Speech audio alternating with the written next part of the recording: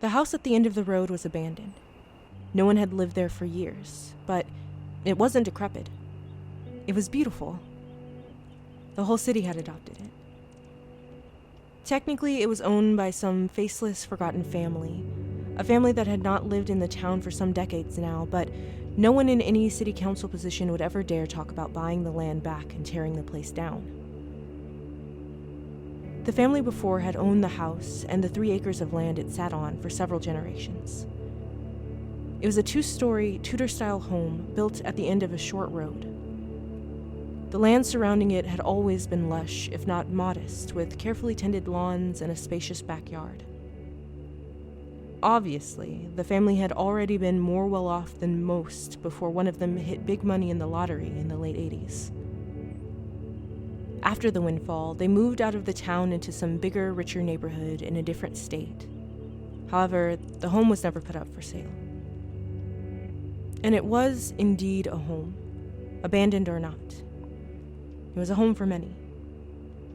There were a lot of names for the place, but the oldest moniker it held was Bloom on Lonesome Drive. For years it sat at the end of its solitary road, slowly falling into disrepair. Lawns and gardens overrun, paint peeling, windows smashed in by young locals looking for a good time but only managing to be destructive. But with a slowness so steady that it seemed to come together suddenly and all at once, there were no more broken windows. The old paint was stripped away and replaced by a new, more vibrant color.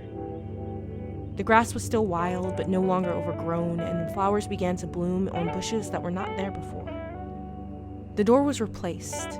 Its heavy wooden mass vanished away somewhere, and in its place hung a wrought iron door, its curled and spiraled decoration gaping widely, allowing anyone to look straight through into the home. No one could say who made these changes. Back then, it seemed that nobody was looking at the abandoned house at the end of the road tucked away in a corner of town. Now, however, it was something that people never stopped speculating about, the timeline of it all. The first to truly notice were the children of the town, as is the way of most things. Esme Mayer was the first to enter one bright spring day, egged on by her cousin's constant ribbing that she was a baby.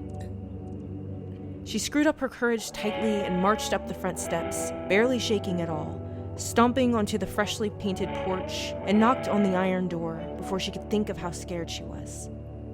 The door swung inward, opening easily under the pressure of her small fist. Her cousins watched as the young girl stood stock still on the porch, mouth hanging open for long seconds before morphing into a toothy smile.